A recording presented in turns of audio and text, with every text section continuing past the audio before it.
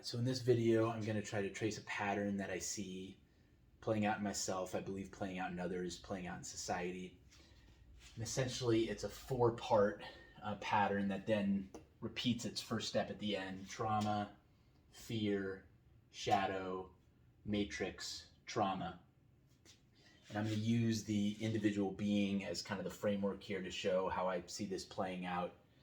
I'm going to go through basically in order, laying out what I see as kind of our original state, how I see trauma kind of coming in, how fear then stems from trauma, how we use the shadow division to reinforce fear, the matrix then reinforces the shadow, which then leads to ourselves being divided, out of balance, which causes us to generate more trauma inside of ourselves and inside of others. And this pattern repeats and repeats, leading to a lot of suffering.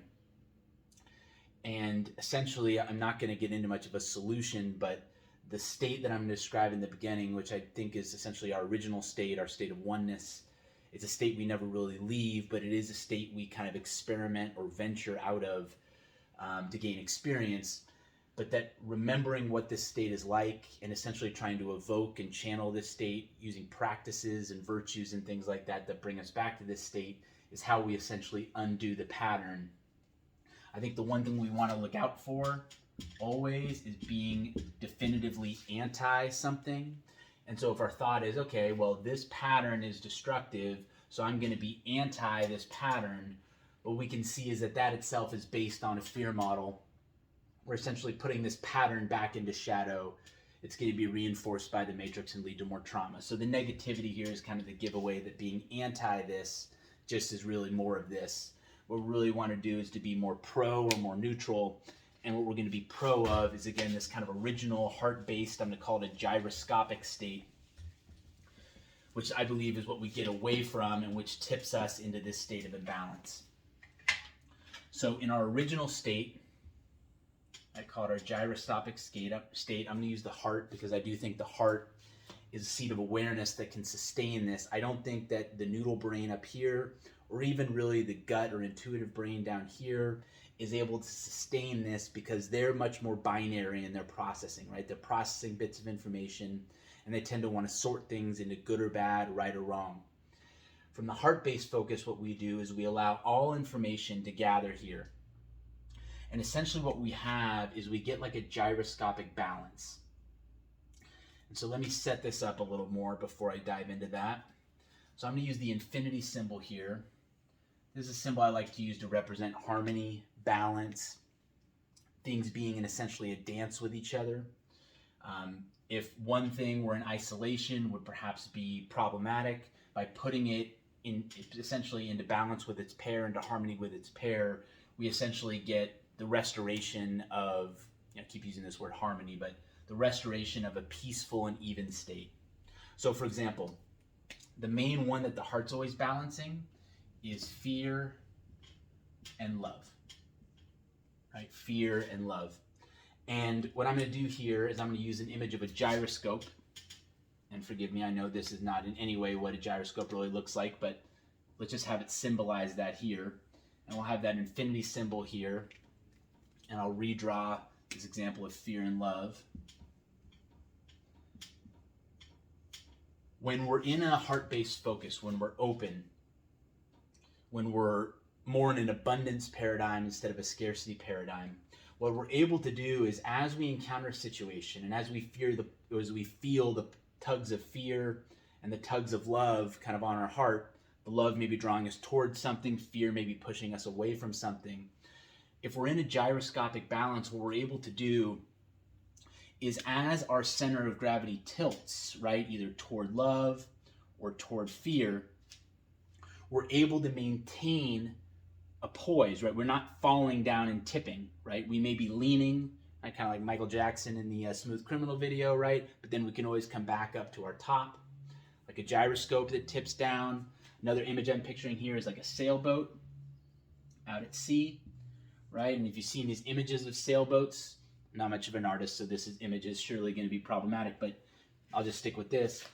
The sailboat has a keel under the water, right? It's like a big kind of fin or heavy center of gravity that leans down.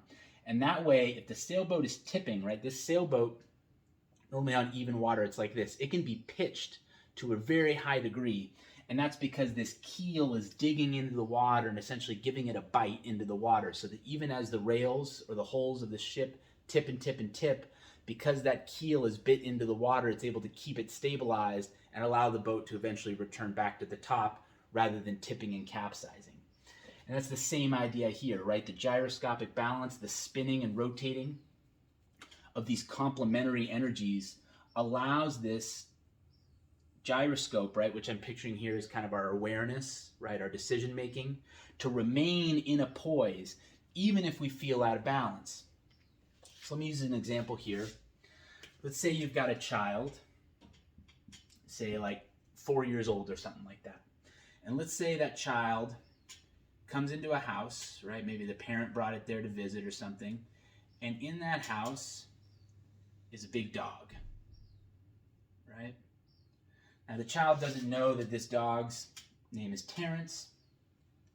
Terrence is really a sweet thing. Terrence is also very excitable. Say Terrence is like an 80-pound German Shepherd or something like that.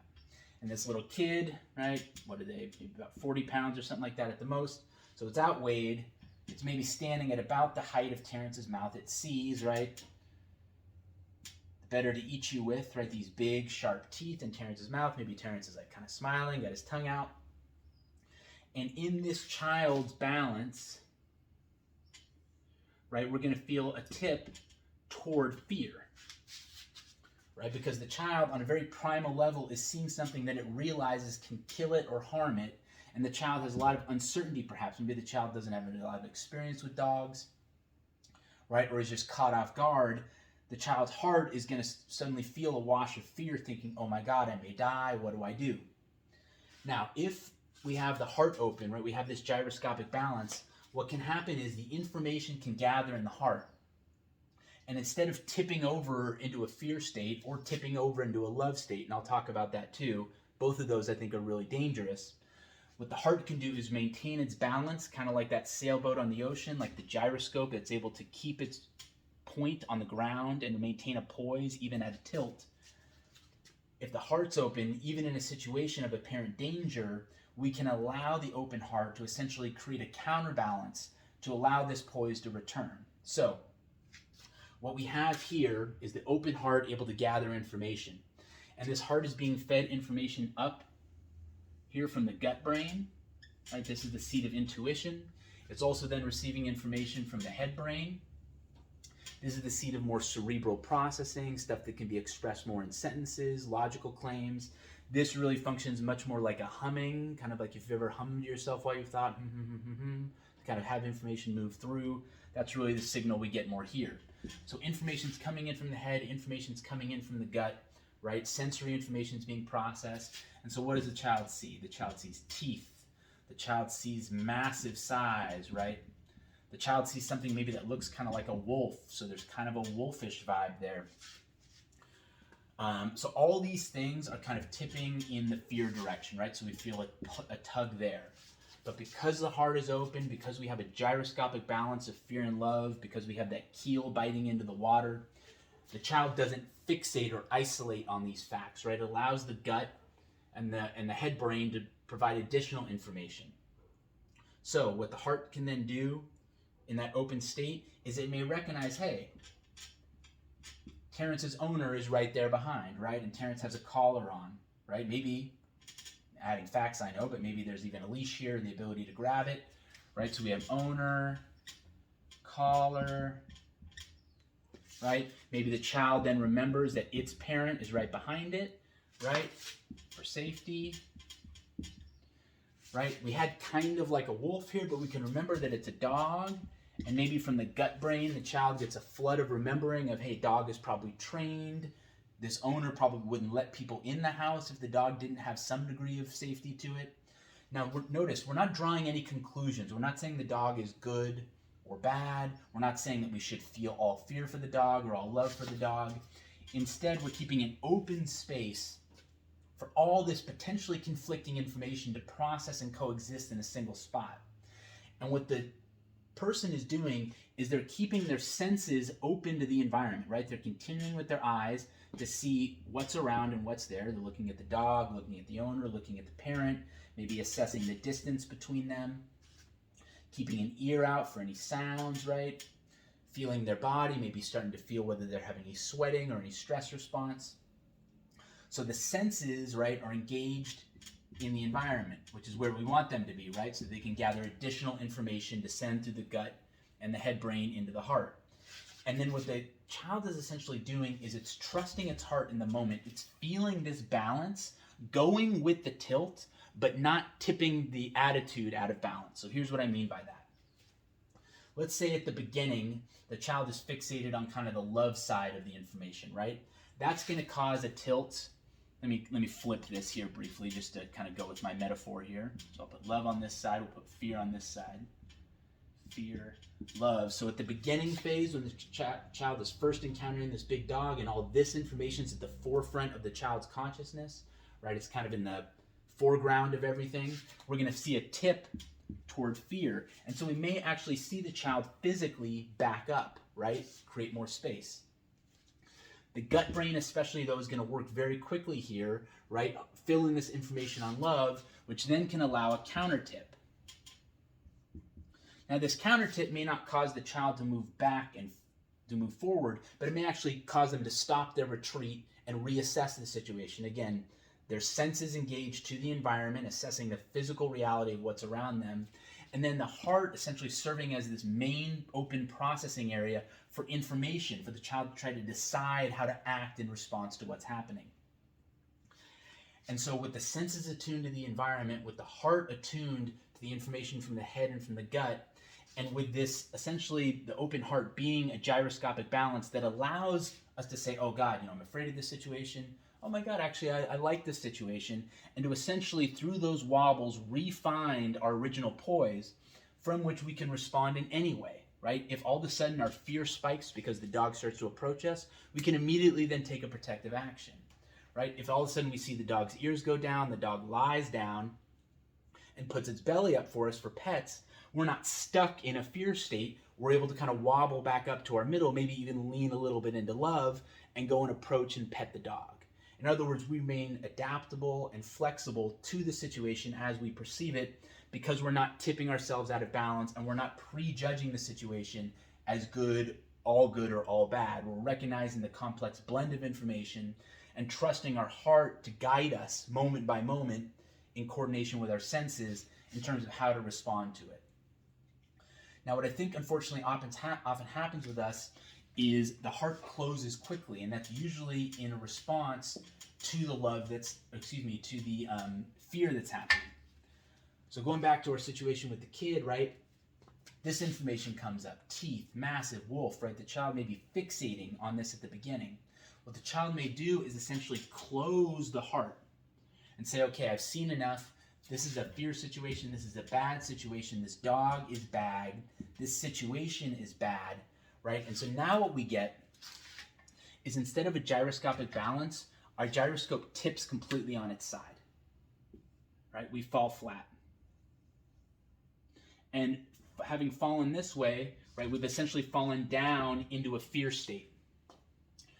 What do we know as a fear state? We know this is fight, flight, or freeze, right? This is that primordial fear state we all have. We can tell the situation's bad and hostile. We're not opening our mind anymore to the possibility that it's more complex than we think, that there actually is some love here, that there's a benefit to remaining in poise.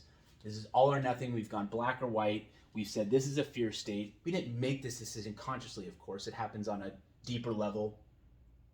But at some point, right, deep inside of us, there's this choice that happens, right, or this decision that occurs that says, okay, this is a fear situation.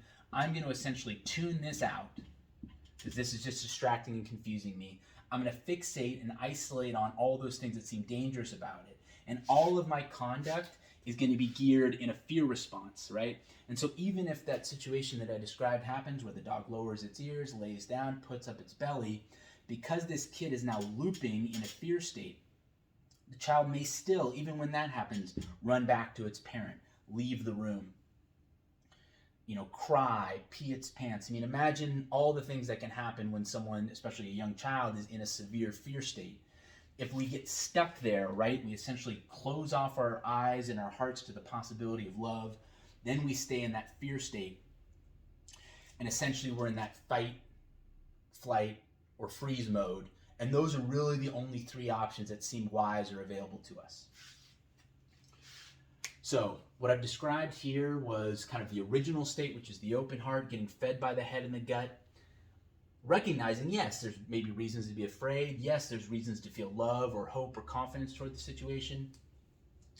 Allowing all of that information to come in, maintaining a gyroscopic balance, keeping the senses attuned to the environment, right? And then going moment by moment with things based on what we sense and how we feel our heart moving and tipping. And then the move into the other kind of black and white binary state is when the gyroscope tips out of balance. We feel like we can't handle it anymore, trying to sustain this balance of love and fear, being in the state of uncertainty. Maybe it's that certainty that we cling to. So we characterize the situation in this example as entirely fearing. And then we're out of balance, and now our responses are limited: fight, flight, freeze, we're scared. And even after the apparent danger has long since gone away, we're going to continue to feel that fear. And because of this pattern, we may end up feeling that fear inside of us for the rest of our lives to some extent. One brief note here, right? I'm kind of demonizing fear a little bit, but we got to recognize that being out of balance on the love side can also be dangerous. And the example that comes to mind for me, I don't know if you've seen that movie Grizzly Man. There was a man who went up into the north, I think it was to Alaska, and essentially he tried to have this very close encounter with grizzly bears. And it was actually an amazing movie. I don't mean in any way to put it into a box, but I think what we can see here is he was a little naive in his approach, didn't appreciate the dangers involved in being near the bears, maybe thought that if he was bringing a loving intention, that would naturally cause them to bring a loving intention in return. So he was tipped more in this out of balance, and it ended up costing him and his friend his life because he didn't fully respect and appreciate the dangers involved, right? So being in the open heart isn't about being naive and thinking there's no risks to me, there's no physical danger to my body. You may approach a level of a divine open heart that sees everything as a blessing from God. I think that's ultimately a state we'll all get to. But if we're talking about the realities of where we are moment to moment, heartbeat to heartbeat, we're still in a love and fear dichotomy. And we just don't want to tip too much in any one direction. And I guess my point here is Grizzly Man is kind of a grisly example of the dangers of tipping too far in that naive love direction without an appreciation for the physical dangers involved. Okay, so what I'm going to do now is I'm going to go into our pattern, and I'm going to talk about how trauma stems out of this dynamic I've talked about here, which is essentially closing off one half of the heart, and then I'm going to move through the rest of it. So let me go and clear the board here.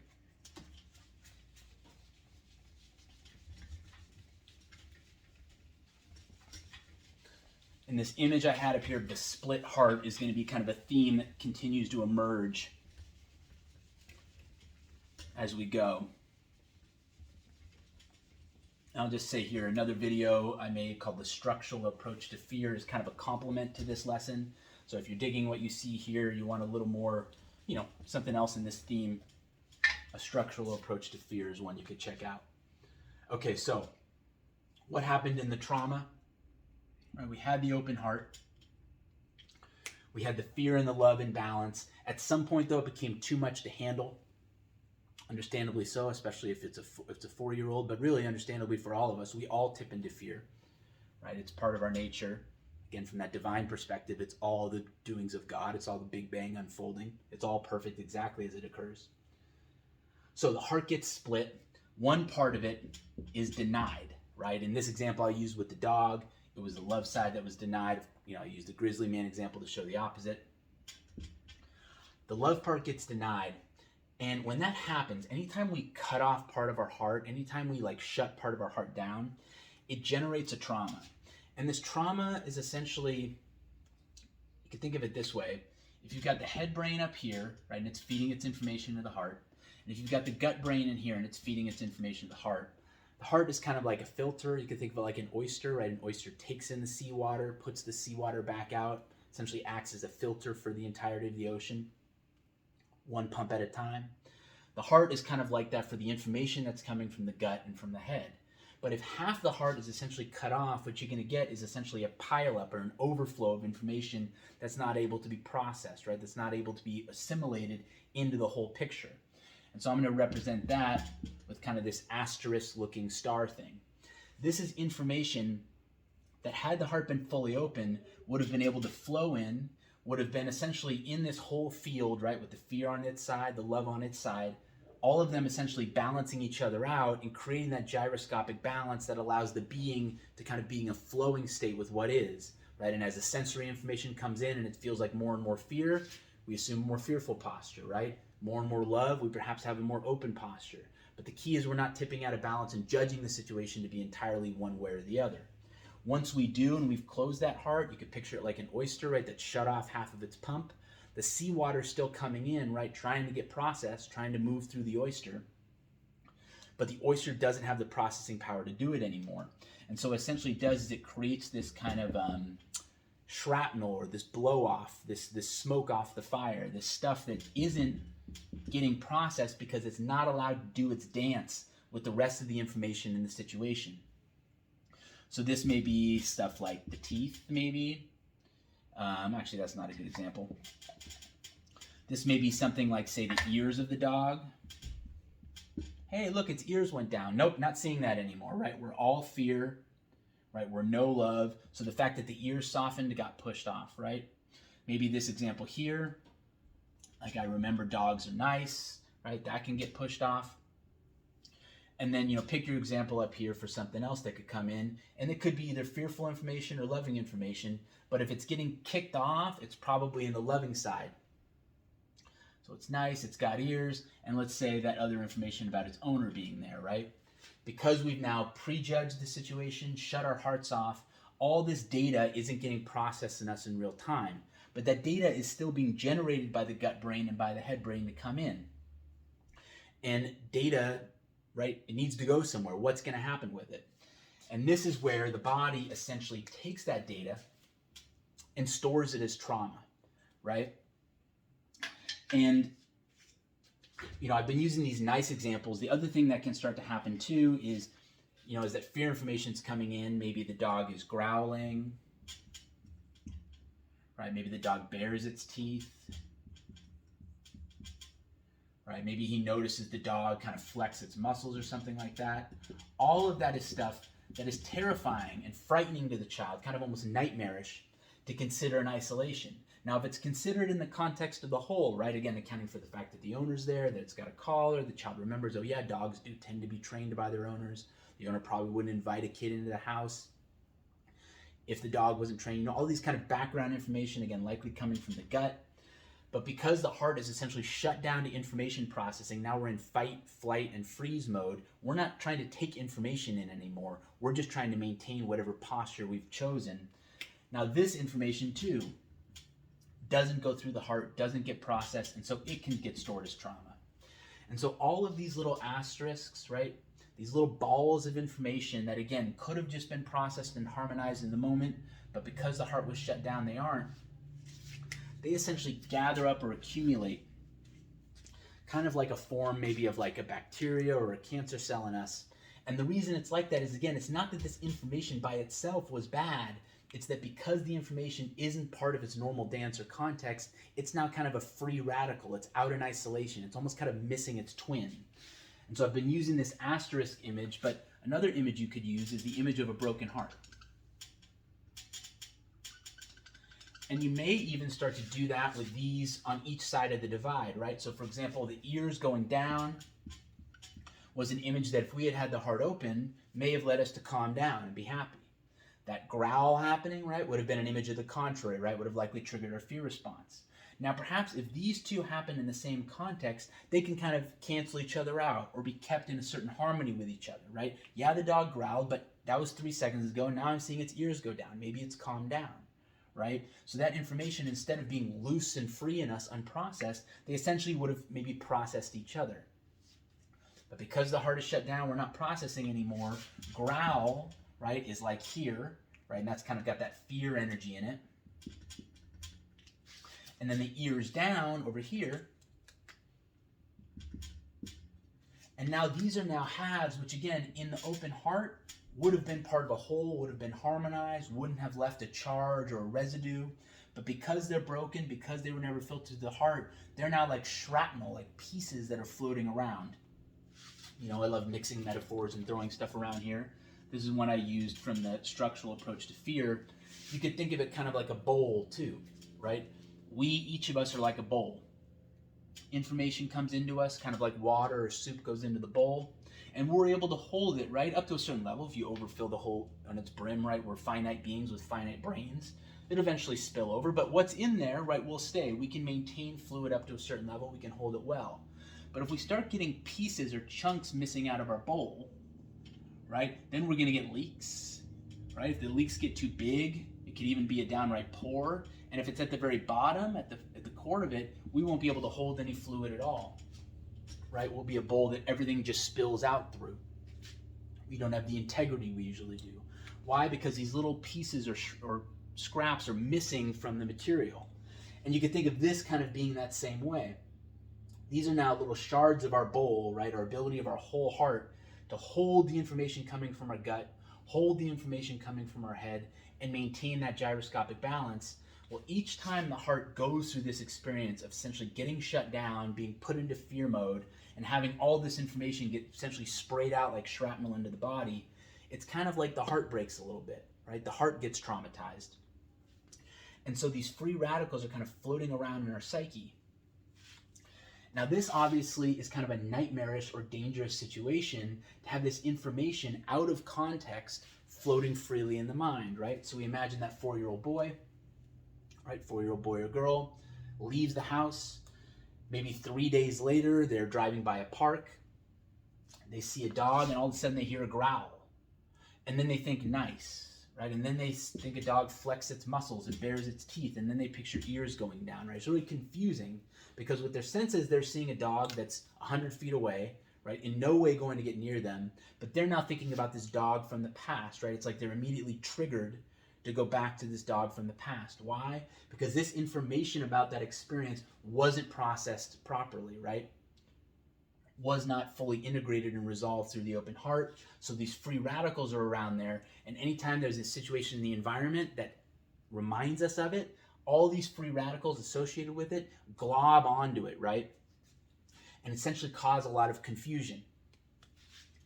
And so the structure we use, and again, we do all this subconsciously, we're not sitting there in a lab tinkering with this and creating these designs, is essentially we take that free radical and we act almost like an immune system. We say, okay, we're going to keep this thing in isolation. And the structure I used before, again, I won't go into this in depth here in this video, but it's essentially a combination of confusion, disbelief, and evil, right? So we take that free radical, that thought, which now keeps coming up in our associations. We bury it in essentially a coil of denial or disbelief, almost saying that you don't exist, you're not real, you don't really happen. Which again, we can kind of see why that's tempting, right? If 3 days, 3 years, 30 years after an incident, you're still having thoughts and memories come up about it, it's going to be really tempting as someone who wants to maintain their awareness in the current situation and not be haunted by the past, to try to bury these things from the past. And I think that's kind of what we do, right? We treat it like it's like a nuclear waste. We say, okay, I'm going to just bury it in all these coils of denial and disbelief. And then these 3 disco balls of evil are constantly misleading anyone or anything that approaches, right? Externalizing it, demonizing or objectifying it, and then dramatizing it. Again, if you're interested in that stuff, you can watch the Structure of Fear video. And essentially what this does is it acts as a giant deterrent and a giant confusion machine to keep us from ever getting back to this. It keeps this from coming back out, or at least so we think, and it keeps us from ever getting in and bringing this back out. Why? Because we've deemed it wrong, we've deemed it out of place, we've closed our hearts again, really, and now we've trapped this free radical, this memory from the experience that wasn't processed through the open heart, in the structure of fear. And so thinking, though, that we've contained it, we've isolated it, right, we've kind of quarantined it from ourselves, what we've really done is buried it inside of our bodies. That is still us, right? That is still our active memory, but essentially now trapped in kind of like a vacuum seal that we've created for it, which creates even more confusion, because this thing still receives information for what's happening in our lives. Every dog we see, right, it's still going to have that growl, bare teeth, flex energy, right? Or that positive energy that we repressed because it just didn't fit with our story at the time. That's going to sing out like a bird trapped in a cage, right? You could think of them like almost like a bear trapped in a metal trap, right? It's calling out for its freedom.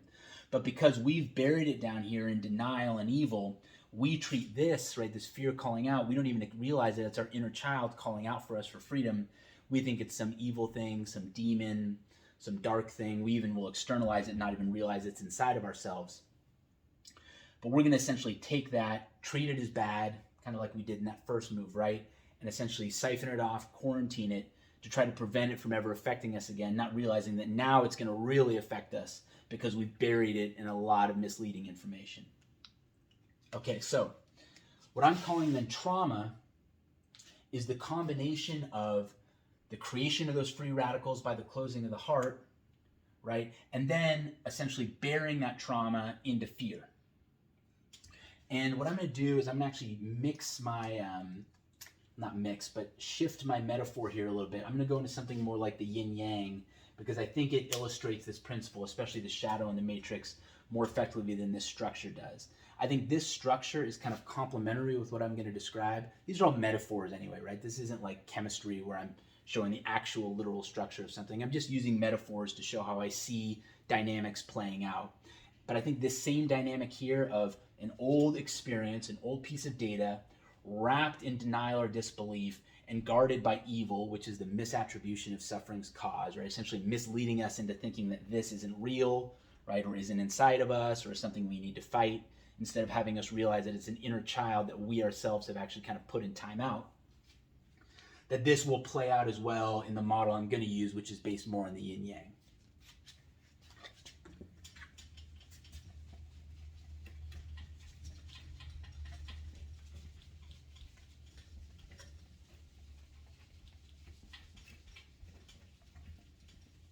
So those free radicals, that broken heart image, are going to be some of the main kind of carryovers as we go here to the next board.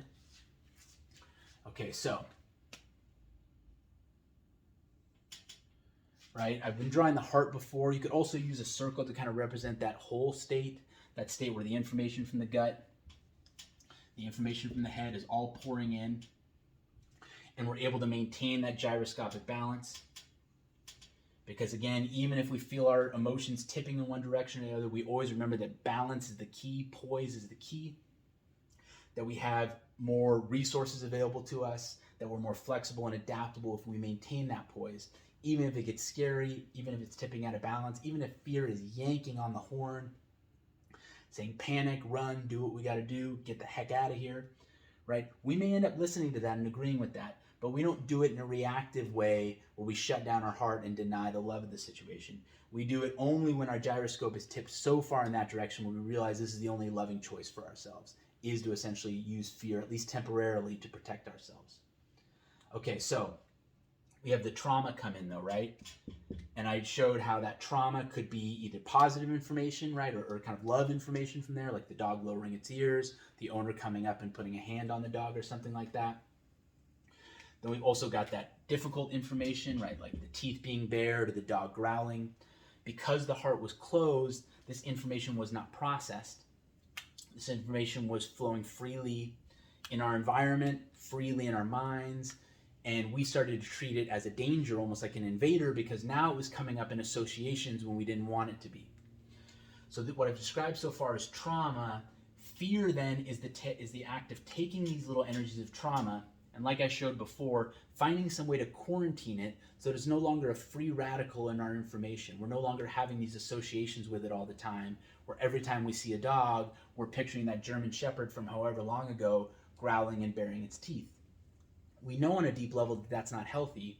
What we don't realize is it was unhealthy because our heart wasn't in a certain state at the time. The healthy thing to do now is actually return our heart to that open state, invite this information to be processed in its time. Instead, though, we decide to play a fear game. We say, okay, this information, which doesn't match the now, this information from when I was 4, is bad. It's wrong, right? It needs to be isolated. And so what we do is essentially we draw a line down the middle of our field. You could think of this as kind of the information available to us, our emotions, our memories, all those things. And what we essentially do is we take, keep reversing myself here. So I'm going to put the scary stuff, which again is red, on this side. Right, I'll put the good stuff over here, although absolutely that dynamic is reversed.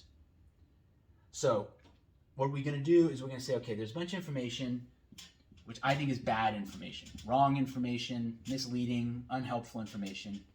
I'm going to put that into shadow. Information that I like, information that makes me feel good, information that helps me feel good about myself, all that stuff, I'm going to keep in the light, right? Now, how this all happens, again, it's all on a subconscious level. It's oftentimes based on associations with other fears we have going, so I'm definitely simplifying the process. But essentially what you end up with is the same division in the heart that caused these free radicals to exist now gets recreated in the body and in the being. And essentially what you do is you prevent these broken pieces of the heart from reconnecting with each other, right? And I kind of like to think the example of, how the west coast of Africa and the east coast of South America are kind of like puzzle pieces reflecting that in the past, right before continental drift. They were essentially one piece. They were then broken apart and drifted. The Atlantic Ocean is now between them. But their pattern, right, the shape of their edges reflects and indicates their past connectedness. It's kind of like this. But now with our dividing line, we've put information from this dog event, some of it in the light, some of it in the dark. Maybe we decided, you know what, that growl I heard, I kind of like that growl. I'm going to use that growl on people when I get upset. I may not growl like a dog, but I'm going to kind of find maybe a stare or a look that looks like a growl. I'm going to find words that look like a growl because maybe I want to intimidate people.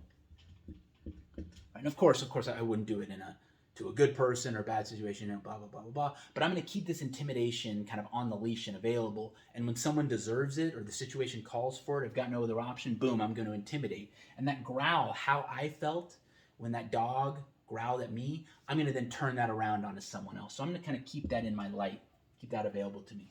And then I'm going to remember how that dog's ears went down. Kind of maybe a submissive or calm posture indicator. And I'm going to kind of keep that in my tool belt as well. I'm going to keep that up in the light. Again, this is not conscious thought necessarily. This is stuff I think we do behind the scenes in our subconscious or unconscious.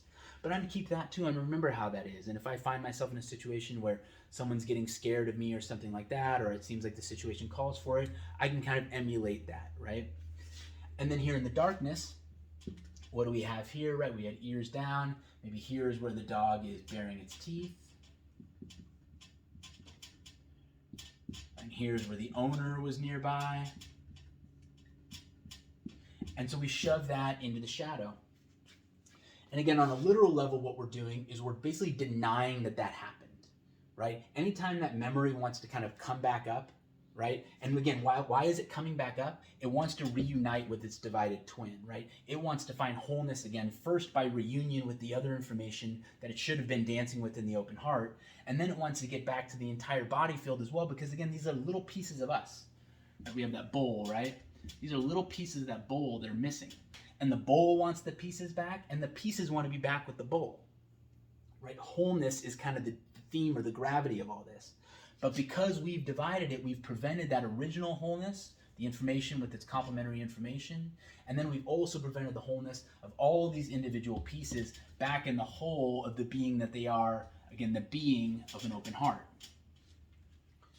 And so we deny, right, that the teeth were ever bared. We just pretend like it didn't happen. We block it out, right? We pretend that the owner wasn't there. And so if we ever have a flashback of the image, what we'll remember is what we've kept in the light, right? Maybe that the dog growled and the ears were down, but we will deny, even to ourselves, that these other facts occur. Why? Because we shoved them into shadow, right? We decided that these weren't worth keeping. These deserve to be shut away, denied, right? Put in our blind spot so that we can't see them anymore. Now we do this because, again, in a way that's initially sometimes rather arbitrary, but then we buy into our own stuff. We believe that what's in our light, right, what we show, what we share, what we decide is worthy, is good, right, is positive. And what's in our shadow, what we've deemed unworthy, unfit, right, not only just for expression, but even for recognition within ourselves, is negative, right? We do this with our personalities, right? We take qualities that we feel wanting to be expressed in ourselves, and we deny them. We take those qualities that we've seen ourselves do, which got a positive reaction, either from others for ourselves, brought good results for us. We shove that into the light. And then the thing is, it's not like it's unwise to do that, right? To promote those things that tend to work well for us and to kind of pull back those things that aren't. But it's when we put it into this good and bad division, right? And we see this is objectively good, this is objectively bad. And then we do that deep buy-in where we deny that these are even qualities within us, right? Deny that these are even calling out for expression. We may choose in wisdom not to express these parts of ourselves, right? If you've got a homicidal impulse, you may wisely decide, yeah, I'm not going to express that. But if we put it into the shadow, say it's bad, bad, bad, wrong, wrong, wrong, and we use this as the enforcement mechanism to prevent that from happening, instead of from the open heart being like, yeah, I just don't want to do that, no thank you. We say, no, bad, bad, bad, wrong, wrong, wrong. We moralize it, we stigmatize it, guilt by association, all those things. We put it into shadow. That's when it actually then gains power, not as some kind of evil thing, but as a thing that's deeply confused because, again, it's out of its normal context, right? It's deeply confused because it's a child now trapped in an adult's body trying to figure out what's going on. Why am I a 4-year-old emotionally inside, using me as an example, a 40-year-old, right? Why, when I see a dog, why when I see German Shepherds especially, right, am I getting this really intense inner conflict? And what's happening there is every time, right, these things are always wanting reunion. And so anytime something happens where there's one of these gets activated or this gets activated, it's almost like they crash in the middle toward each other, right? It's almost like Africa and South America try to come back together, right? They try to close the divide, close the gap so that they can reconnect. And when they're reconnected, right, what we're picturing here is that heart that's come back together. When it's reconnected, they're now free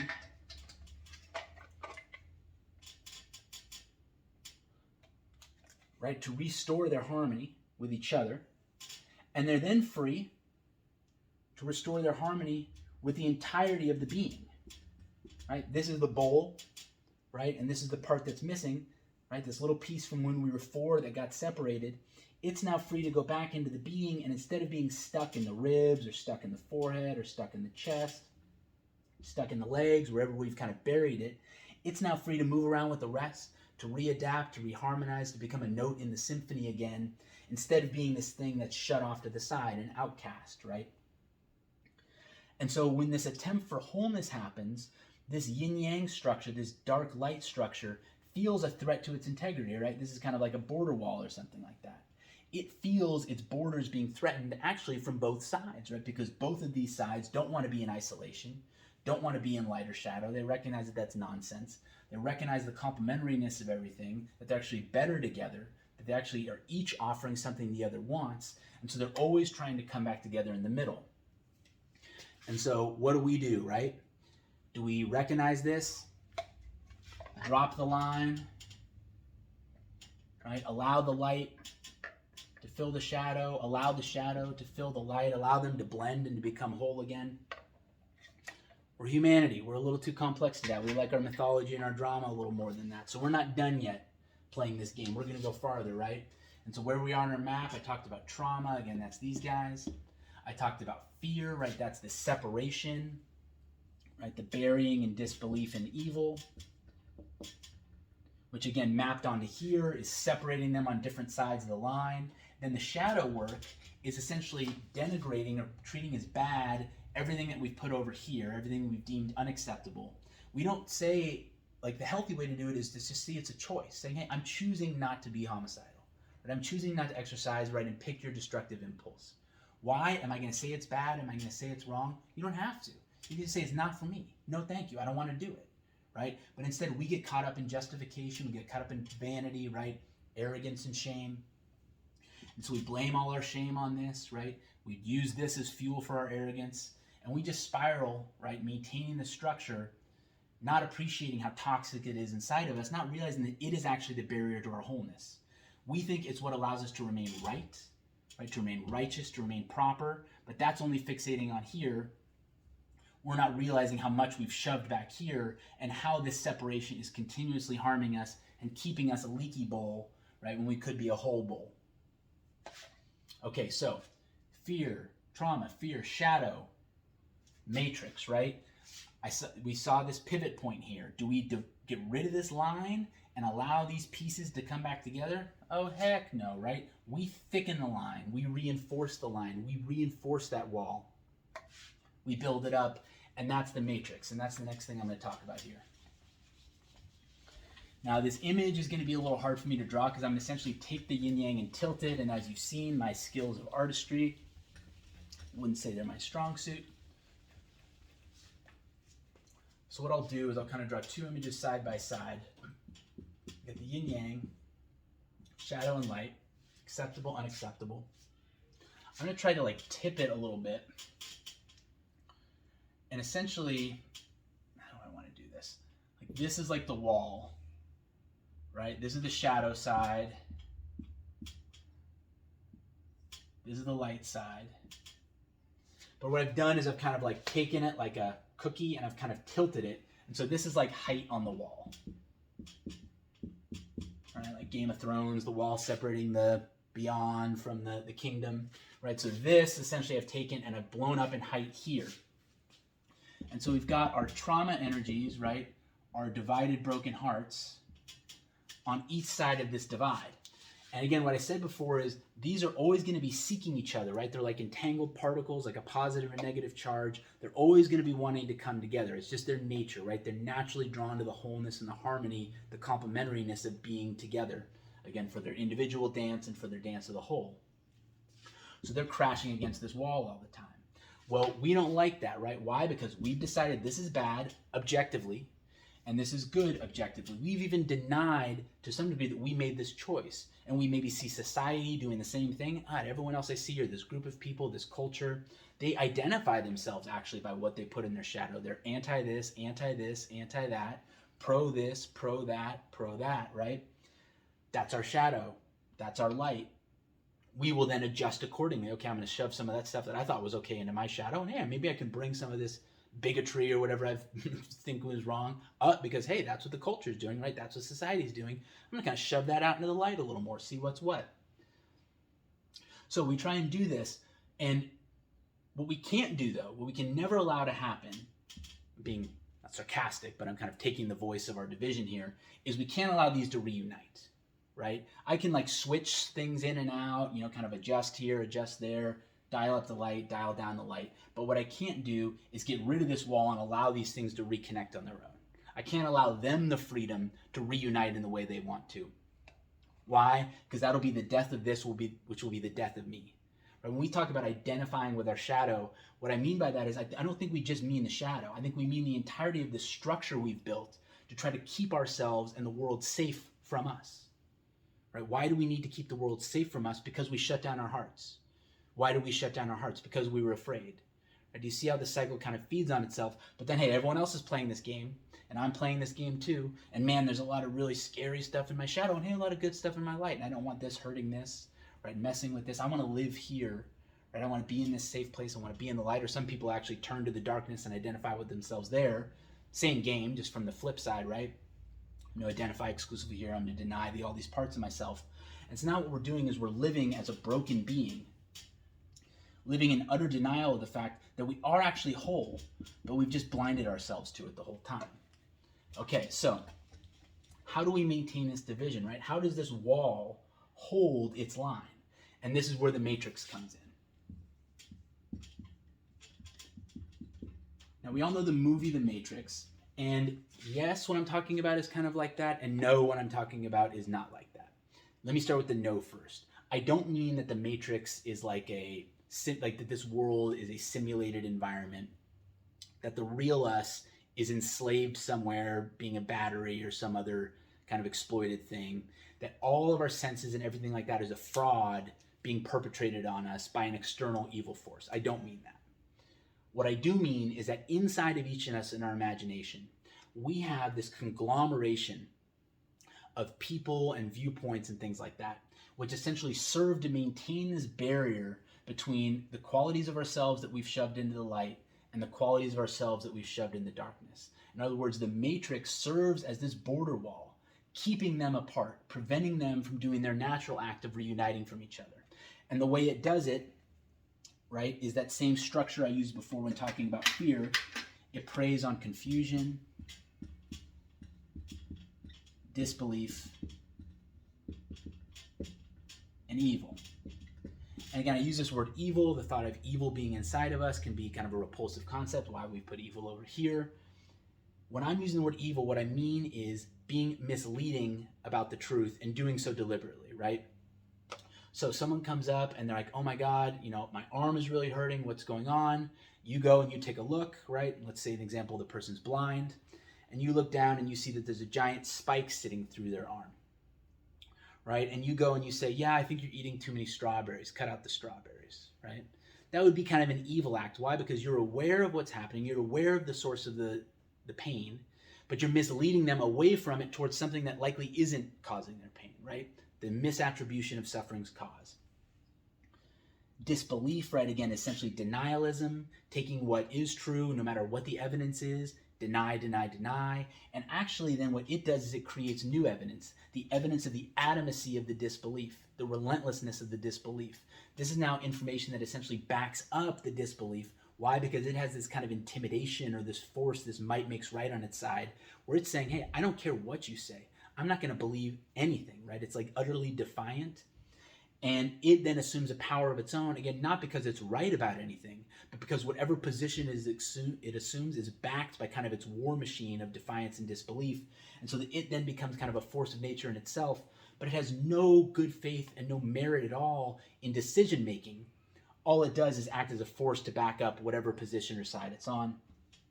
And confusion, of course, is really just misunderstanding, not appreciating a situation for what it is, not realizing the actual dynamic, having a mistaken understanding of the dynamic. These three all interplay with each other. And again, the reason we have confusion at the core of all this, and I'll redraw that structure of fear as I see it, is because at some point we saw this free radical of trauma and decided it couldn't fit anymore, right? We had to get rid of it. It kept popping up in our minds, in our memories, in our hearts, kept causing us to feel things and think things, leading us to feel unsure of what's going on, right? Again, there's confusion here at the core because it's memory from the past. So it's stuck in the mindset of the past, right? So if that trauma happened when we were 4 years old, even if we're 40 now, right, this is a 4-year-old mind, a 4-year-old outlook, still processing the current information that's coming into life. Coiled in that disbelief, that bully that insists things aren't true no matter what the evidence shows. And then the disco balls, which say, no, this is someone else's fault. No, this thing is bad and evil and wrong. Or, yeah, it's in you, but you got to fight it to fix it, something like that. Again, the Structure of Fear video is a deep dive on that topic. This same layout here with evil, disbelief, and confusion, if I'm now changing my metaphors, that's what you get in the matrix, right? You get confusion, you get disbelief, and you get the disco ball of evil. And so what happens is this energy, which again, I keep doing this, I keep objectifying it. It's you, it's me, it's some little piece or part of ourselves, right? Like from that bowl, as much a part of the whole as originally. Look at the whole bowl. Which part of the bowl is any more or less bowl than the bowl, right? Is any part of it more or less bowl? And then I take this piece out. Boom. And I put it over here. Now we got a leaky bowl and a shard that can't do its job, which is to hold this part of the bowl together, right? To have the integrity and the wholeness of the bowl. Right? These parts want to come back together and reconnect to the whole. Each time they approach the wall now, though, they encounter the distortion of the matrix, right? Which again has at its core confusion, disbelief, and evil. Scarcity is another theme we're going to see emerging strongly in the matrix. So essentially what happens is this energy is again trying to approach each other on opposite sides of the wall. This wall, though, picture it being like very tall, you can't see to the other side. You don't actually see your opposing complementary piece on the other side. You can just feel that it's there. You feel yourself drawn to it. But each time you come toward it, you crash against this wall and you get confused, you get entangled with disbelief, and you encounter your own inner evil. Right? Essentially, you encounter your own fear from the inside. Doing what? Trying to reunite with your complementary piece and whole. So in other words, trying to do a good thing, you encounter what feels like a bad thing, right? Which is the fear. This acts as a deterrent, right? This acts as a way to kind of deflect us or to guide us away. That's what evil does, right? It says, no, no, no, your redemption isn't back here. Your redemption is back here, or out here, or over here, right? Or back on you. It's not about connecting with something else on the other side, right? That's the one part it denies, right? Disbelief will say, you're not here, I'm not here, that's not here, this didn't happen, that didn't happen. And because it's so stubborn, because it's so dug in, because you cannot push it, again, we as beings who are used to maybe having arguments or debates and things like that, when someone gets dug in like that, they assume a force or a power. From a position of wisdom, we recognize this is not a force or a power of truth. It's really a force or a power of will or of might, which again is a fact in and of itself, something to be respected and appreciated. But if what you're trying to do is to get the correct information or try to get things right, you wouldn't want to necessarily listen to what disbelief is saying, because again, it is being defined by its essentially rigidity, sticking to a position. What's tricky about this disbelief, though, is it has no position, right? It has nothing it's wedded to. So if you're coming in and you think the connection, the path through is some thought about love, it'll say not love, right? If you come in and say not love, it'll say love. So it essentially takes whatever your position is, whatever attitude you have going in, flips it on you, and then just sits down like an 800-pound gorilla and says, good luck moving me off of this, right? And if we think that we need to beat this or defeat this to get through, we're going to get stuck playing tennis against a wall all day. And then again, this confusion, right? This kind of shaking, trembling inner child that's being confronted with all these adult situations. The adult self, right? Aware, is essentially able to manage things well, right? Is attuned to its environment, calibrated to its environment. But this little bit of the past, this little chunk of the past is not. So it vibrates with fear and confusion when these adult things are happening to this inner child. And so the we then, trying to reunite across this divide, continually come up against this confusion, and the confusion can be daunting. The confusion can create confusion in us, right? Spawn additional confusion. And essentially all these things together, the evil, the disbelief, and the confusion, serve as kind of this skin or mirror of the matrix to prevent these two from able to get through and connect with each other. It essentially acts again as a deterrent or a misleading thing, or even kind of a wall or a barrier, preventing these two from being reconnected. And the reason I call it the matrix is because it doesn't present itself as a mirror. Right? If it did that, we would be able to realize in our minds what's happening, right? And stop fighting, right? Stop trying to outcompete it, and essentially remember the truth, which is don't play the mirror game, don't try to beat the mirror, open the heart. Open the heart here, open the heart here. Regain this state of wholeness. Allow these free radicals to find themselves again in the same open heart. And then that way, in their time, when it's right for them, when it feels safe for them, they can now reconnect in the space of this open heart reunion. That reunion of the sub pieces, right, essentially creates a reunion of the sub part. I call that the redemption of the heart, right? And then the rapture is this energy, right now reunited, free now to be in the body as a whole. Because it's now a restored full heart instead of the broken heart, it can flow freely through the entirety of the field, essentially be reassimilated, kind of like that bowl that had its part put back together. Now there's a gold seam around this edge where the patch is put back in, and now the bowl can hold its water and its fluid back up to the brim. Why? There's no leaks anymore. The bowl is whole again. Okay, so how does the mirror prevent that from happening? Again, it doesn't look like a mirror to us, because if it did, we would pretty quickly figure out that it's a game, likely go back to where this started, reopen the heart, and actually resolve this trauma. But again, we're humans. We like to make things complicated and dramatic and flashy and kind of cinematic in a way. And so what we do is we essentially, the matrix is it's like a mirror, but it's also kind of like a movie screen or a projector. And the image I'm going to use here is in Terminator 2, there was this machine called the T-1000. I'm going to very briefly just contextualize it. I could actually do a whole series on the Terminator movies. I think they're so cool, and they have a lot of interesting metaphors about this. But essentially, in a nutshell, there's John Connor. He's in the 90s. In the future, right, 20 or 30 years in the future, he's going to be the mean general that leads the army of the humans against the artificial intelligence machines that rose up. And he's going to lead the humans to victory, keep the humans alive. So what the machines do is they send a Terminator from the future into the past to try to kill John Connor. and it's the T-1000, right? Now, a little side note is the humans then send back Arnold Schwarzenegger's Terminator, which is more of a biomechanical Terminator, which was the same model used in Terminator 1 to try to kill John Connor's father, now comes back to try to protect John Connor. I mean, the myth of that is like so juicy and stuff. But I'm going to kind of put that Arnold to the side here. We're going to focus on Robert Patrick, who was the T-1000, the one sent back by the machines. The quality of this Terminator is that it actually does not have any form of its own, right? It's kind of like the Silver Surfer.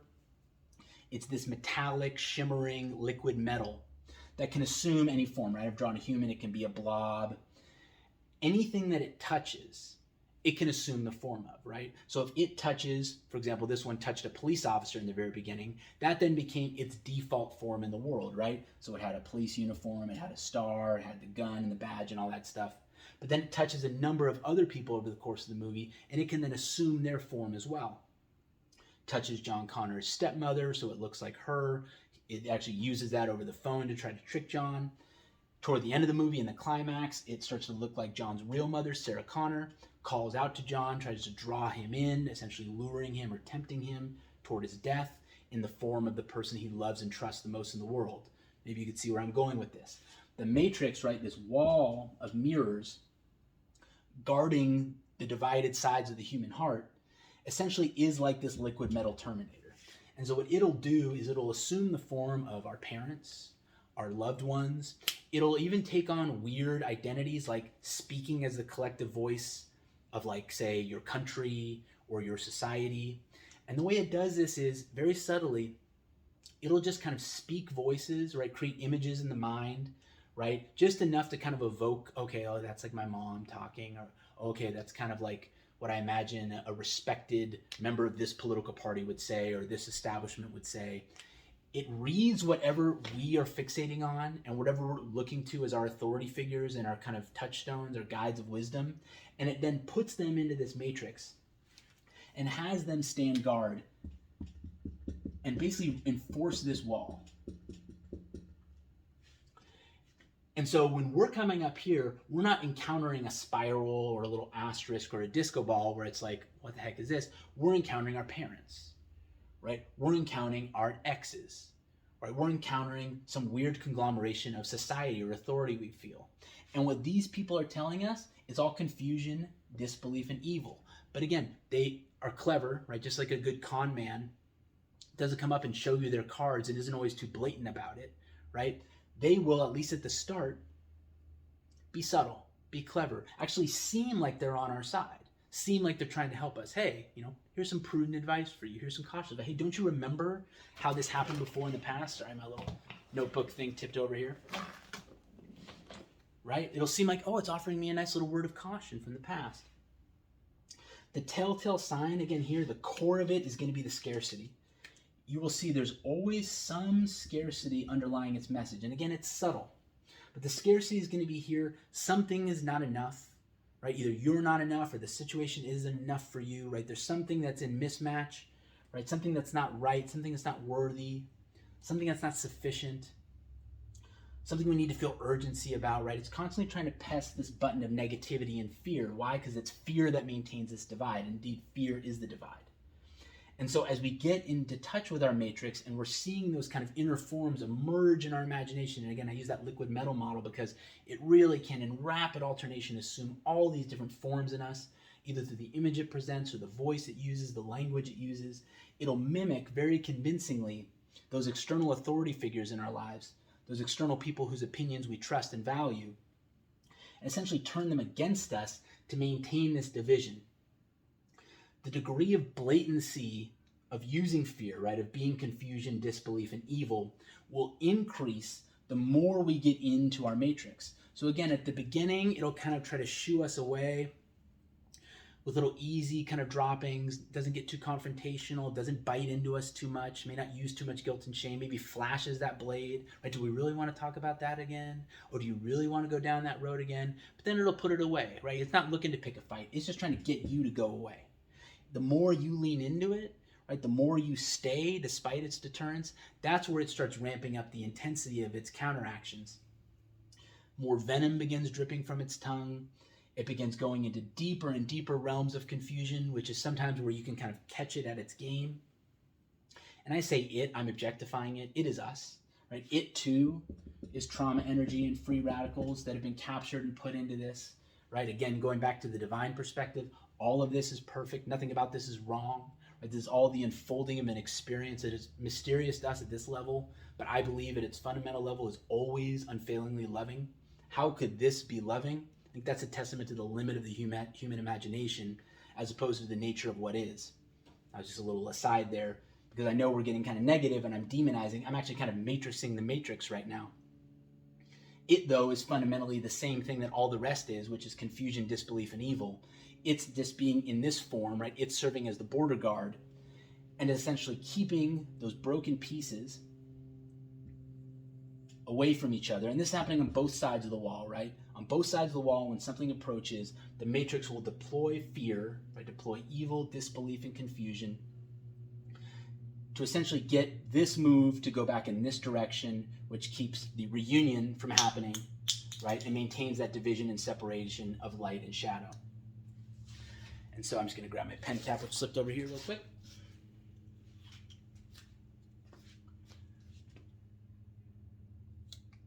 And so what will happen is we will maybe even sense the wholeness. I mean, I'll just tell you from my experience, right? I call this ESH, energy seeking healing, energy sharing healing, right? That's why they're complementary. Each one is seeking healing and each one is sharing healing that the other wants. They're partners who are meant to dance together.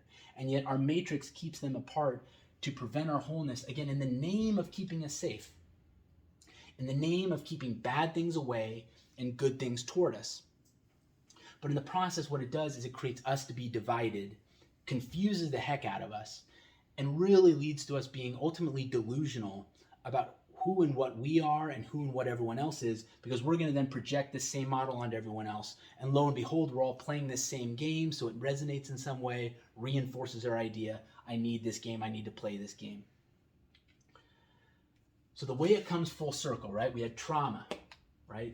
Those free radicals that weren't processed through the open heart in the moment because the heart shut down, tilted either over into love or over into fear more likely. So those free radicals are now around, not able to be processed. We use fear to isolate those free radicals from our psychological stream, right? From our information. We say, I don't want to deal with this anymore. I'm sick of these associations coming up, so I'm going to quarantine them. We use shadow to quarantine those things that we think of as bad, negative, never again, right? Our points of shame or unforgivables, all those things. We put in the light, those things that we think are good about us, that make us acceptable to ourselves and others. And then as those free radicals are constantly trying to reunite with each other in almost a gravitational or magnetic attraction, we're using a matrix, which again is a conglomeration of our own external authority figures, people we trust. We take a liquid metal terminator, basically, which acts as the dividing line, and we use that to enforce the division so that those things which are separated cannot reconnect, because they'll constantly be deterred, right, as they go in again and again, because they have to face fear over and over and over. And that's daunting, that's frustrating, and that's scary, that's painful, that's all those things at once, right? And it comes, it's almost like, like a surfer trying to paddle out into the waves, and the waves just keep coming and keep coming and keep coming, right? It's easy to get deterred, easy to get exhausted, easy to get discouraged, easy to eventually just give up and wash back onto the shore where you started. And then when you're back on the shore, oh, the waves look beautiful, all that stuff, nothing's wrong. And we don't realize that wave we were looking to surf, that we were trying to dance with, we never got to have it because we couldn't push through the surf. We couldn't push through the matrix of our own fears. And so that energy sharing healing, that energy seeking healing remains separated, and we remain in this divided state. I said trauma is the last part because, as you can imagine, if you're operating from this, or I mean, just like look at this, and I know some of this is a testament to my artistry and the scatteredness of my thoughts sometimes, but I mean, this versus this, even, kind of this cleaner version, right? This is where we want to be. This is us, and this is actually who we always are. Underneath all of this is always here, right? You could call this the spirit self, you could call this the God self. I don't even necessarily like to couch it in divinity, though. Maybe that's a little bit of a shadow and light game that I'm playing myself there. This is the human heart. This is our heart, always there, always whole. It doesn't matter how far into this game we've got. It doesn't matter. This is always here. Right? The difficulty, right? The reason it's called work, the reason it's called the path, is because the path for reunion, redemption, and rapture for each of us, the path to wholeness, right? The path to true healing, to true harmony, to true flow with ourselves, is to go through the matrix, right? To face our fears. And in the video, The Structural Approach to Fear, I talk about kind of the 3 different forms evil will take there. I talk about how disbelief assumes a form, and then I shared some practical advice on how to do that. That same practical advice I shared there, which again, those are just my thoughts on things. There are other teachers out there who have a lot of really interesting things to say about it. You know, the Buddha talked about 84,000 different paths. So there's no one way to do it. But the common themes that are going to emerge is you don't beat the matrix by fighting it, right? How did Neo, for example, beat the matrix? He really beat it by surrendering to love, right? He died, right? Trinity brought him back to life. He comes back, and then he's able to stop the bullets and essentially fight the agent who was kicking his butt before with a hand behind his back. Why? Because he's kind of surrendered to the truth, which is, I'm not trying to convince these people I'm right. And I'm not trying to obey them anymore. These are not those people, right? This may be a parent, right? This may be a loved one. This may be a trusted uncle, right? A childhood friend. Go to them in the real world for help, right? We also use this, I know I do, as a way to avoid intimacy with people, as a way to avoid contact. I just go into my matrix and talk to them there, thinking I'm talking to their spirit. Reality, if we're talking to someone's spirit, their spirit is always going to be loving. The love may be tough, but it's not going to be a scarcity story. Right? They're not going to be urging us. They're not going to be pressing us. They're not going to be pushing on our levers, pushing our buttons, inching us into a corner, right? Bullying us into a position. That's not what spirit energy does. Spirit energy is loving, right? And again, sometimes the love is tough because it's coming in with some insights that we don't want to see or accept. But it's not going to push. It's not going to bully. It's not going to intimidate. It's not going to twist. And it's certainly not going to try to make the choice for us or convince us that we don't have a choice to make ourselves. It's always going to try to empower us with information and then let us try to make this decision for our own, knowing on the deep spirit level that there are no mistakes, that whatever occurs is exactly what's supposed to occur, right? That's why the spirit approaches things the way it does. It's coming into life as a gift with information for us, which we then do what we do. The matrix, right, is the bully, the leaner, the con man, tapping its watch, huffing and puffing, saying, have you made your decision already? Jesus, I'll just do it for you, right? All that kind of stuff. So what we want to do is we then bring more of that spirit energy, that calm energy into the matrix, right? And we try to remain in a poise, right? That gyroscopic poise I talked about before, in the presence of the matrix. Because again, we don't even demonize the matrix. We don't even put the matrix into shadow. We recognize the matrix is us too. This is energy in our body, in our field, right? We can call it a demon. We can even call it Mara if we're going to use Buddhist terminology. And there's truth to that in terms of how it acts toward us. But ultimately, if we're going to make this passage through, we have to do is surrender all of our shadow self, surrender all of our denigration, all of our objectification of things, or demonization of things as being wrong, and realize at the end of the day, what we're really trying to do is to harmonize and attune ourselves. If we ourselves can go into this matrix with a pure gyroscopic poise, where we're not denying the fear responses we have, we're not denying the love responses we have, and we're not denying that we feel ourselves tipping from moment to moment. We don't deny that in the past perhaps we've toppled over. We don't even deny that in the moment now perhaps we're toppling over. What we recognize is that gyroscopic state is a state by which we truly transform, both inwardly and in the real world, how we move with flow in our environment, right? Respecting our environment, adapting to things in real time. That gyroscopic poise that we have without, applied within, and applied in the presence of the matrix is, I believe, and again, there's 84,000 ways, but this is kind of a theme for me, of how we pass through. Essentially, what we do is when we go into that, I think we actually harmonize the matrix itself. And I don't necessarily think it's going to be some glorious thing where all these things rip their masks off and reveal themselves to be love. But I think we actually kind of just move through and essentially dissolve the matrix or reintegrate the matrix into us. And that's what allows these two pieces to reconnect. And I think really these two pieces will do it at the same time, almost like hands digging under the sand and reconnecting with each other there. There's a mutuality to this. I don't think they're ever really truly separate, even though their situations can be convincingly separate. They're basically kind of tunneling toward each other. And if they both are able to do it with that gyroscopic poise, I think that's how they reconnect, right? You get that healing and you get this essentially kind of a gradual breaking down of this radical division and much more of an integration of these separated pieces back into the whole. I don't think it happens all at once, although I think that that's maybe possible. I think it happens piece by piece or pair by pair. But the more we practice that gyroscopic poise, which again, meditation is something that can help us train, contemplation can help us train that. And really doing this fear work, going into our fear energy, encountering our matrix, trial and error, seeing how things go. I mean, we're human beings. We're going to try to fight the matrix. It's our nature to do it. So don't sweat it if we're doing it. Just realize that this is likely just our way of learning, right? Kind of like riding a bike. We need to keep following this direction before we can find that gyroscopic balance on the bike, right? Same thing. We learn how to find our seat or our saddle. We learn how to find our poise by trying again and again and again. And maybe we start with some of the smaller fears that we can get through as we work our way towards some of the deeper and the bigger ones, those deeper separations. And that essentially the ultimate pattern is going to be that reunion of those individual pieces, that redemption of the human heart, and then the rapture of this trapped energy back into a state of wholeness. This is how we get to a state where we're healed and we're no longer haunted by our past, limited and controlled by our past, no longer subject to our personal and societal conditioning, right, which puts certain things in the bad category, certain things in the good category, and no longer butting our heads against this matrix liquid metal terminator wall, right, where we keep encountering over and over again all kinds of forms of fear, scarcity, confusion, disbelief, evil, all these things which we were sure were out in the world, right? No way that's in me, right? Well, they say that the line of good and evil is drawn in every individual human heart. This for me is that line. And our journey is not to deny it or to defeat it, but essentially to move through it simultaneously from both sides by maintaining this poise of our love and our fear, which we train by keeping our heart open and really through the trial and error process of engaging the matrix. Okay, I've got my little notepad here. Let me just peek at it while I've got this all up here to see if there's anything I want to put in.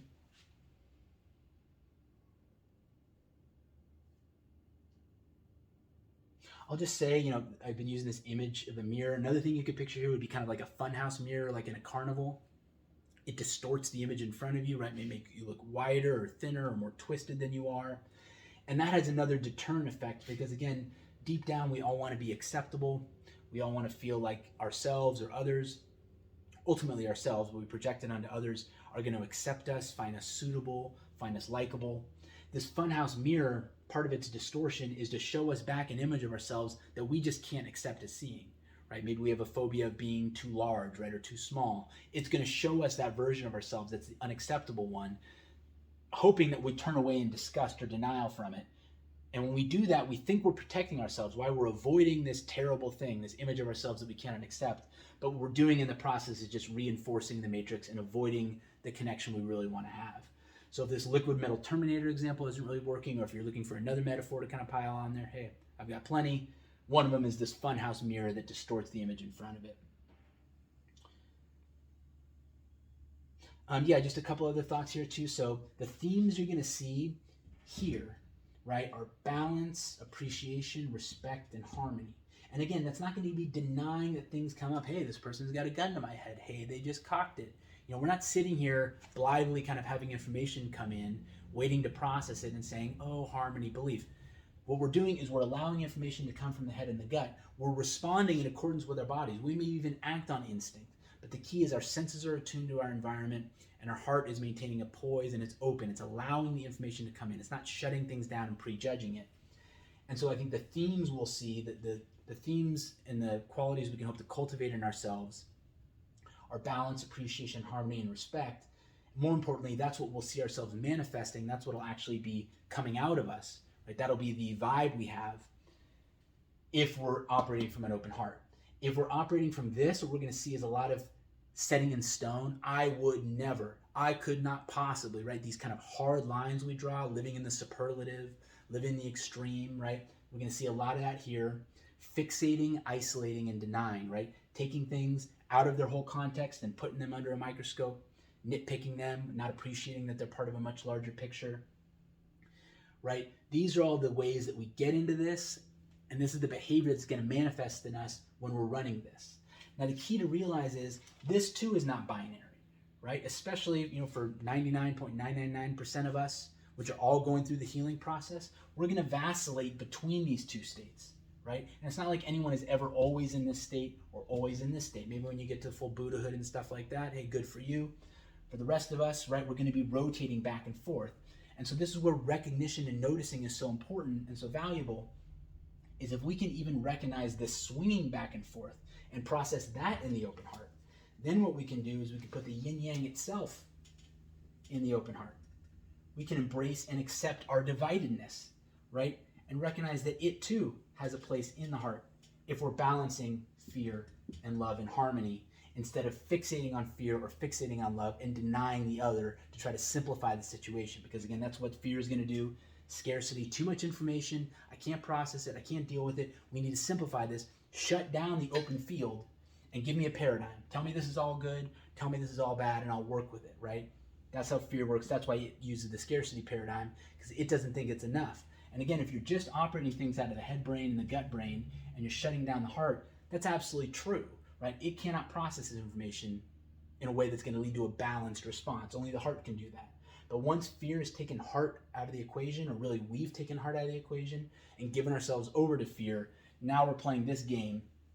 And I guess this point I'm trying to make here is, once we recognize this game at work, instead of putting this into shadow, see how that just reinforces itself again, we put this in the open heart, and we recognize, hey, I'm cycling between my fear and my love states. I'm cycling between my scarcity and abundance, between my yin-yang and my heart, and this too is part of the dance of who I am.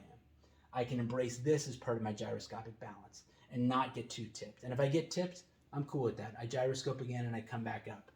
And this poise, maybe even this attitude, is one we can take into the matrix, because then we're not denying what we're experiencing, we're embracing it, but we're also not denying who we are at our fundamental level, and we recognize to be the wiser poise, as opposed to reinforcing this system. Okay.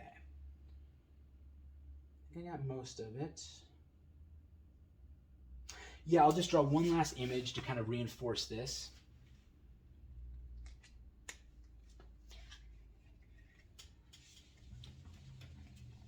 And I'm going to go back to that image I had with the boy who was 4. And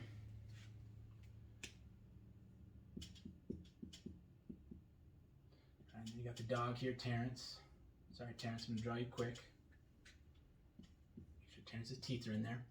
Now, when the heart's open, right, information from the head and the gut is coming in. It's processing and, again, recognizing fear and love, but not tipping out of one direction too much. Because it's doing that, the sensory information is free, the senses are free to gather information from the environment. And that, again, is key to the gyroscopic poise, because this has to be constantly receiving information to know which way to tilt. Am I going to retreat? Am I going to approach? Am I going to hold still? Right? We're in a constant mode of kind of information arriving and assessing, but the assessing isn't just occurring in the head. We're not thinking in sentences. We're allowing the head brain with all its sentences and the gut brain with all its intuition, all its flashes of association to come up, and the heart is what can process that, right? The heart can handle that, and actually the heart's designed to handle that, and allows us to maintain that gyroscopic balance. When we go into the other position, by the time we've tilted, so now what we've done is we've shut the heart off, or at least half of it off. We're in a fear tilt, right? Our gyroscope is on its side, down on the fear side, so we're in fight-flight mode. What essentially is happening is now the head and the gut are still providing that information. I used that image before of all the free radicals, which are no longer getting processed through the heart. What we're going to see with the body and with the mind is there's going to be a curling inward, right? And you can picture one eye still being on the environment, on the dog, but this other eye is now looking within and trying to figure out what to do. Why? Because its internal, natural source of what to do has been cut off, right? It's essentially deactivated it. So now the brains, the head brain and the gut brain, need to try to coordinate together and replicate the work of the heart. In other words, try to redo the work of the heart, which, you know, I like to picture this being kind of like a jewel with many facets. The head brain and the gut brain will take this and try to think of situations that this reminds it of, right? Oh, this is a situation like being attacked. Oh, this is a situation like being cornered, right? It'll try to characterize it, interpret it. And then it has like little jewels of interpretation that'll take all the information and essentially kind of turns the jewel over and over again, trying to see the right way through, right? Trying to see, okay, is this like that situation, so I do this? Is it like these two situations, so I do that? It has to kind of try to triangulate to figure out what's going on, because again, it's not beating in the course of time the way the heart is. It's processing things more like a computer does.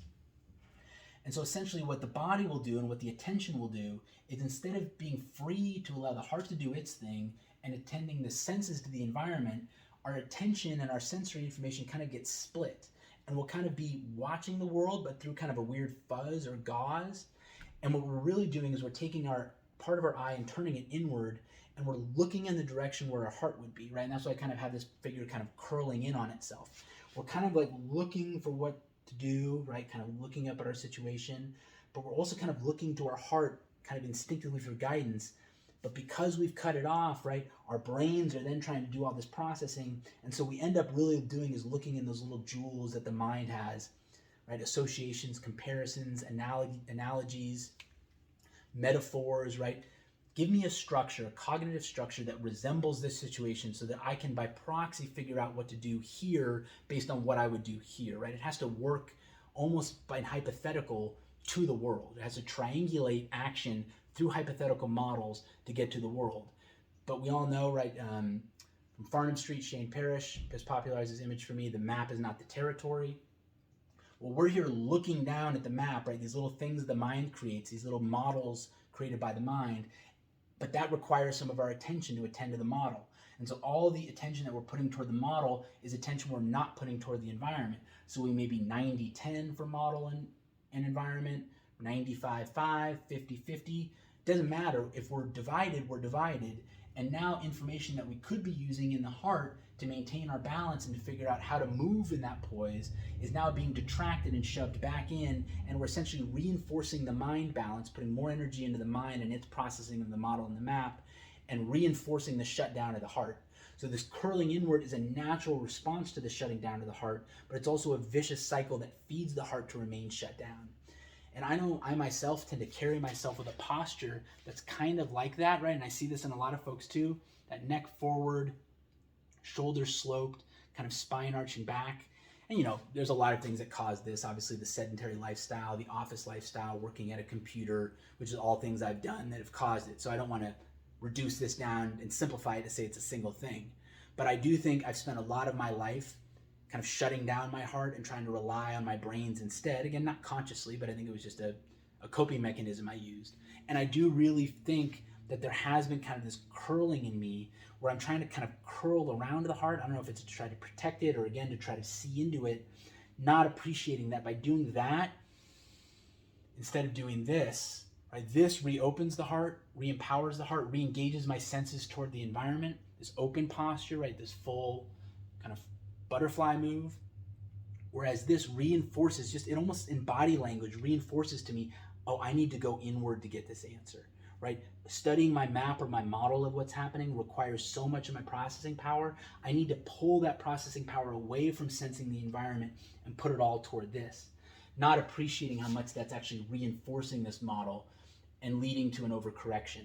Kind of like maybe someone who injures their leg, favors the other leg, and therefore this leg never really fully recovers because they never get back to the point in physical therapy or in practice of giving this leg the opportunity to gain its strength back. So you may live with that limp for the rest of your life. I think that curling move is kind of a similar thing we do. I know I do. That leads me to lose touch with my environment, leads me to lose touch with my heart, leads me to get too cerebral or too intuitive, throws me out of harmony and balance. And now I'm no longer harmonized within myself, and I'm no longer harmonized with myself and my environment. I'm essentially caught up in one mental model or another, which you could see then reinforces this. If a mental model worked for me, hey, I put it up into the light, which is foolish. Just because it worked this one time doesn't mean it's necessarily going to work again. Likewise, if it didn't work, I blame it. I say that it was that thing's fault. I put it into shadow. And so now part of the thing my matrix is dividing is all these different mental models I've used, right? Reinforcing the idea that this is a mental thing as opposed to a heart thing, and keeping things further enclosed in this pattern, which leads to a lot of destruction. And I think I actually missed this last point, so I'm glad I've been tagging these last things on here. The way you get trauma on the back end is acting out of this and steading out of this. Right? The reason this cycle reinforces itself and creates more trauma, which leads to fear, leads to shadow, leads to matrix, leads to trauma, right? Kind of an endless loop that can last for a life, or if you subscribe to reincarnation, can last even to lifetimes, is because in this state we inflict trauma on ourselves and on others because we are acting from confusion, disbelief, and evil, which we are denying in ourselves because we are only picturing ourselves in this light. In other words, we're kind of like this little dark eye, like a little pupil that lives on the light side of ourselves, and we see all those things, and we can maybe feel rumblings from the masses, the unwashed horde who lives on this side of things, but we don't bother to open this eye, right, or acknowledge this eye and look and see what we've shoved over there. We just think this is all good, and thank God this wall exists to keep this, this rabble, this mass, all this terrible things that are on this side here separate from me. And because we're acting in that divided state, because we're deluded about who and what we are, because we don't even realize that we're kind of carrying out this confinement and this slavery and this division within ourselves, thinking we're doing ourselves a favor by dwelling in the light, instead of realizing that we're actually just keeping ourselves from being whole, we're maintaining our own leaky structure. We loop again and again and again. By practicing the poise to move through the matrix, right, the open heart, we restore ourselves, right, and again, initially we'll have that point where we're kind of operating both at once, and that's where putting these two in that balance with each other, putting this in the balance of an open heart, the fact that yes, I am divided, and yes, I am whole, and those aren't contradictory. Those are all only contradictory to this, not contradictory here. This can hold both of those facts at once. This cannot. And so the more we can move into that, in that abundance mode, what we're going to see is a gradual softening of this pattern. Right? It's not going to be an instant ending of it, at least not in my experience and not from what I've seen with most other people, but we're going to see less trauma being created because few of those free radicals go out in the beginning. Fewer free radicals means less to shove into fear, right? Less to shove into shadow. And the more work we do in our matrix, maintaining that poise, maintaining that gyroscopic balance, even in the midst of our profoundest fears, our profoundest persecution, right? This thing has no limits on where it will go to try to stop us, right? And again, this is us. We have no limits in how far we will go to try to stop ourselves from correcting this, because again, we've bought into this as literally being as important as our survival. We think this is us. But the more we practice this mode, the more we move into this mode, the more we keep this gyroscopic poise as we go into the matrix, the more we soften this wall, the more reunion happens, the more redemption happens, the more rapture happens, and then what was a vicious cycle coiling in on itself can become a virtuous cycle coiling out as we gradually break the addictive patterns, break the delusion patterns, and move back into our natural and harmonic state. Okay, an hour and 32 minutes. Let me just see here if there's anything else I want to throw up. I think that's it.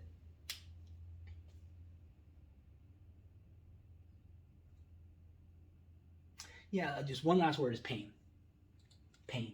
I use confusion, disbelief, and evil. I can feel myself getting a little emotional. There's a lot of pain here. There's pain in the separation. I think this is that aching or that longing we often feel inside of ourselves, that existential ache, which we can't put a name to. Sometimes we think it's one thing. We think it's our career. We think it's our relationships. We think it's our family. And that's not to say that those things can't be a source of trauma, but this ache that I'm talking about, this division, is an ache we feel deep within ourselves. I believe this ache actually exists before we even do. I think part of the reason we come here is to actually experience this ache in density, with intimacy. Got other videos that talk about that. But suffice it to say, I think the aching is essentially the longing of these separated pieces to wanting to be together. The hard part is, so we have that ache. When you go into the matrix and you're confronting your deepest fears and all this confusion and disbelief and evil, the other pain comes on, which is kind of this pain of like unraveling, this pain of losing kind of your sense of self, because again, our sense of self is based on this division. And we think of this is me, right? Or if you're a person who's more on the dark side of things, right? You say this is me, or this is me and this is me, but this is not and this is not, right? So we've got the me and the not me. As you go into this and all that kind of starts dissolving and melting, and you start to realize, oh my God, this has all been kind of a con all along, this in some way that's reductive, but you kind of get into this space and you're feeling yourself mercilessly attacked from within. That brings on a whole nother type of pain, which again can manifest very physically, but I think it's this pain of feeling of realizing, oh my God, I've been wrong, and I don't even know what right is. Because here it doesn't really have right and wrong, right? This is just about be open, let information come in and maintain a poise, maintain a balance, right? This is about right and wrong, good or bad. And we're going into this, even if we've got this poise, because we're not fully redeemed yet, we're still buying into this right or wrong, good and bad. And so we're going in here and things are happening and we're going bad, bad, bad. Oh my God, I'm getting yelled at. I'm getting punished.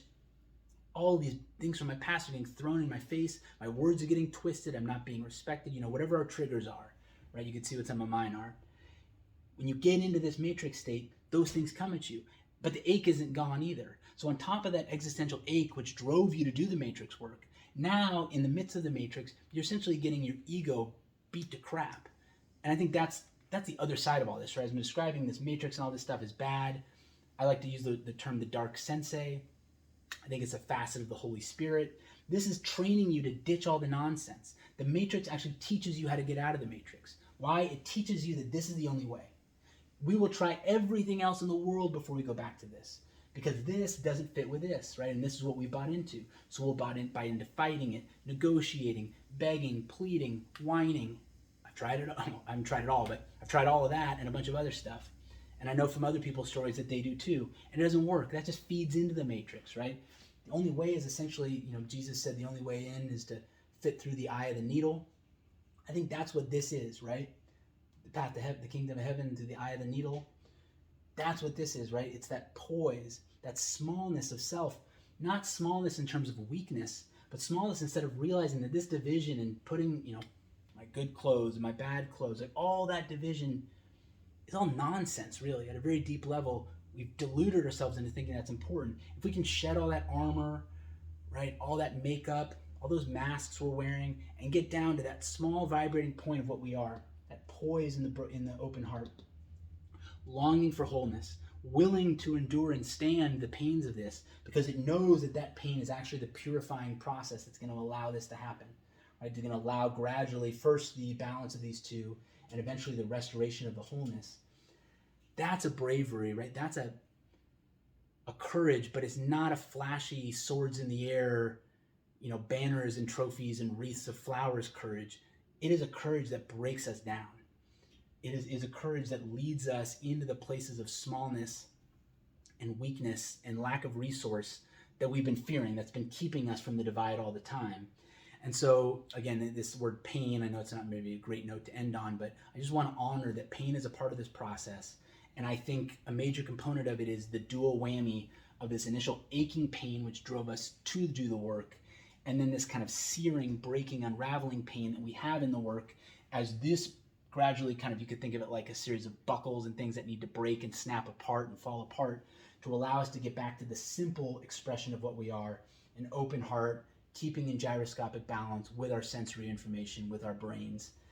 And that maybe by design, the only way we really get from here to here and back again is to go through this wall of our own fears.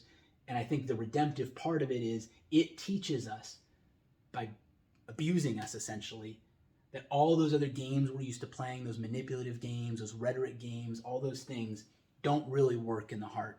In the heart, it's about getting back to the basics, getting back to the small core of what we are, and allowing ourselves to rebuild ourselves from this model instead of from that model. And as Rumi said, stand the pain, brother. Maybe there's a little Hulk Hogan in that too. And that, the cure for the pain is the pain. We've heard that before. I think that's what that's all about. And just appreciate and be good to yourself and be kind to yourself. Because again, on top of this initial pain you had, which was so unbearable that you decided to go into this, right? Why on earth would we choose to go into this? The pain is so bad, it drives us there. Now we get a new pain on top of that, and this pain isn't really going away. It can feel kind of like you've gone out into sea and you can't see the shore and you don't know how it's going to get back, and the winds are picking up. And having support from loved ones, having good commitments with yourself, having an underlying commitment of friendship and kindness and compassion to yourself as you go through this process, instead of seeing speed, getting through it as quickly as you can, getting through it as effectively or as gloriously as you can, you could see that that's still the same game and things I've all done. It doesn't work, it backfires, it prolongs the pain. I think it's all necessary. You've got to do it by trial and error. But just respect that pain is likely going to be a part of this process. It's likely going to get worse before it gets better. And so making those commitments to yourself, the commitment beyond anything else of caring for yourself, of taking time off if you need to, dialing things down if you need to, respecting yourself in the process. Because if we're just shoving ourselves back into our matrix to try to quote unquote fix ourselves, we're likely pushing instead of really doing this work of trying to reconnect back to the open heart and the gyroscope. Okay, thanks.